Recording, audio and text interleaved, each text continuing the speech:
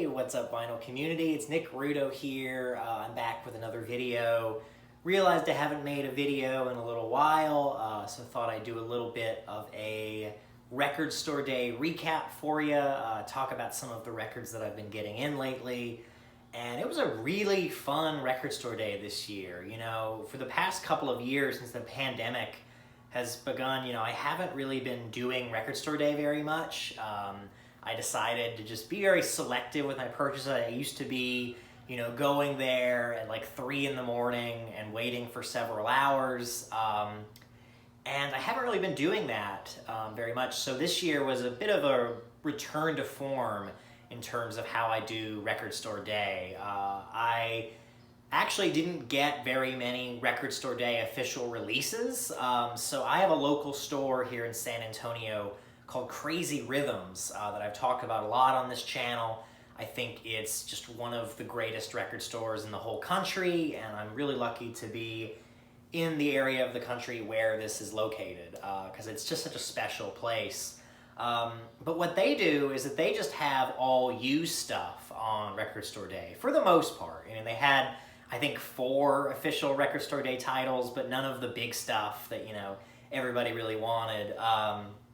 But they just put out a ton of killer used titles for record store day this year. So I decided to get there pretty early. So they open at noon.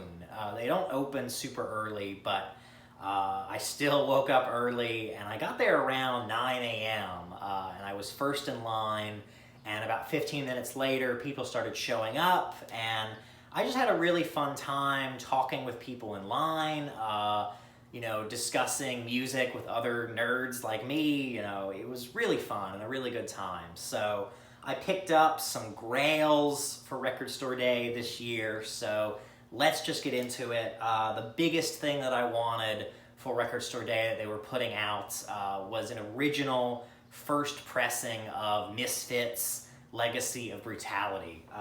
So waited in line. This is what I really wanted, and I am so stoked to have it. Super clean. This is an absolute beauty. It sounds just like perfection. And this is probably my favorite Misfits record, mainly because it includes the song Where Eagles Dare, which is just an epic, epic tune. So I was just so stoked to find this. I never thought I would ever own an original Misfits pressing. They're just so hard to find, and I think Glenn Danzig's voice has never been better. I love this album so much, and I feel like in the past year, the Misfits and their music have just been very inspiring to me. I feel like it's rare for me to love a band this much and to dive in so deeply into their discography. I'm pretty much, anytime I find a Misfits record that I don't have, I'm picking it up, no matter what. So this is really exciting. I do have a reissue of this, but this baby is super clean, and it's one of the greatest things in my whole collection now. So I am just so stoked about this. So Misfits, Legacy of Brutality. Really happy to find that. And now for something completely different. One of the greatest hip-hop albums of all time. Yes, this is an original U.S. first press of Mos Def and Talib Kweli's classic album Black Star. What can I say about this that hasn't been said already? I think Mos Def's flow on this is just incredible. Talib, his production and everything he put into this, it's just really a perfect album from start to finish. And I think, what makes this even more special is that it's actually autographed by Mos Def down on the bottom left here. So you probably can't see that very well, but this is just super exciting to me. A very special album. I do have a reissue, but I've never seen an original first pressing of this, so this is just super exciting and super clean as well. So Mos Def, Talib Kweli. I know it seems like hip-hop doesn't get a ton of love here in the VC, but I would highly recommend checking this out. This is just an amazing album, and I think, if someone were to ask me what's a perfect hip-hop record, this is one for me. I would say, The Roots, Mac Miller, and Mos Def and Talib Kweli are probably my favorites of that genre. So this is a really special find, and autographed as well, which is just super cool. So that was super exciting. And then I also picked this up. This is a classic album of 1970s punk. This is Television's Marquee Moon, an album I've never owned before. And it's not a 70s original, but this is an 80s reissue, and it sounds phenomenal. I don't know what an original sounds like, but I am super happy with this 80s reissue. This was just a super exciting find, and what a great album this is. This is about just $10 more than what an original, what a reissue would go for. About $10 more than what that would go for. So this was just super exciting to find. I think, See No Evil is just an amazing, amazing song. And of course the epic, it's like 10 minutes long of Marquee Moon. What a great song that is. So this was super exciting to find. I've been getting into Television over the past year as well, a band that I wasn't really that familiar with back in 2020. I really just discovered them in 2021, so this is a super exciting find to the collection. So those are the 3 finds that I actually got on Record Store Day.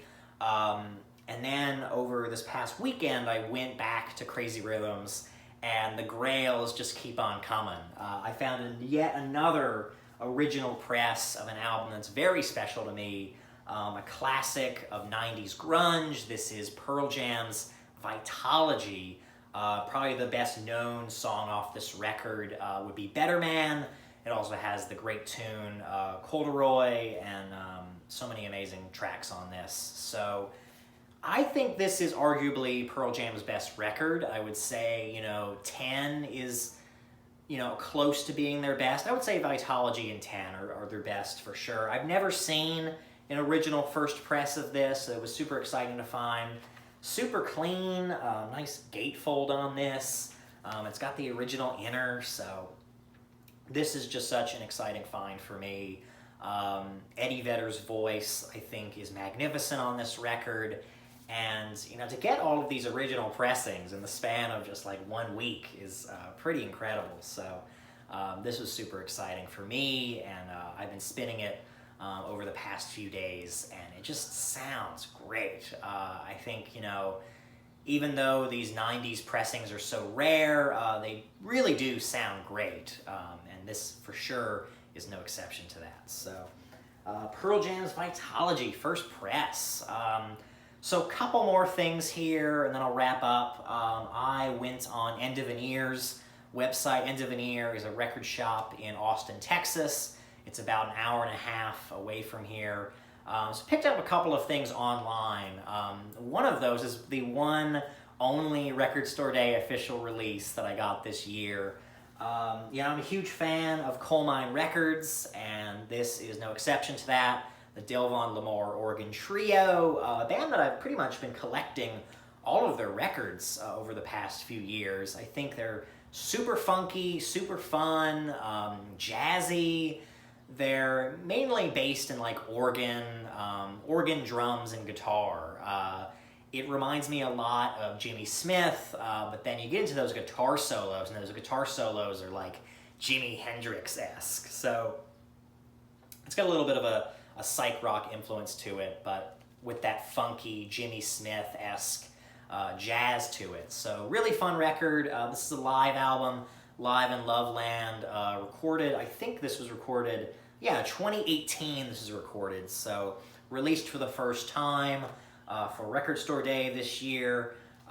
So nice gatefold on this. Really heavy cardboard, I really think Coal Mine Records are some of the best at packaging their records. Just really nicely done. So nice addition to the collection. All instrumental, by the way, but just a super fun listen. Great, like a great cocktail jazz record, but great to have on during a party. So if you're into Jimmy Smith, check this out. Delvon Lamar Organ Trio. And lastly, brand new indie release from Tomberland. This is her new album. Let's see. I don't know who needs to hear this. I don't know who needs to hear this. New album from Tomberland. This is quiet, beautiful, very pensive indie folk. Just great songwriting. You know, it reminds me a lot of Phoebe Bridgers, who's had a really big year. So I don't think, you know, indie singer-songwriters get enough love in the vinyl community. We talk a lot about classic rock in the VC, but new indie artists, I think, are the future of music, and Tomberland's new album is evidence of that. I think it's a gorgeous listen. It's reminiscent of like Joni Mitchell a little bit, that like confessional kind of songwriting, just beautifully done. So brand new release from Tomberland. I've been really enjoying this record. Just out this past Friday, and highly recommend checking that out. So a bunch of really good stuff coming in. I'm probably gonna take a little break from record collecting, or just buying new things in general, at least for the next few weeks, since I did spend a little bit on Record Store Day. You know, those Misfits and Pearl Jam original pressings, they're not cheap. So, but hope you enjoyed this video. It was a great Record Store Day. I think this Record Store Day really just made me remember what is so beautiful about this hobby, and it was just so fun socializing with other people in line and getting to dig through the crates and find those original pressings, which is super exciting for me. So a very good couple of weeks for me, great for the collection, and drop a comment below of what you found on Record Store Day, and I will talk to you guys later. Thanks so much, VC.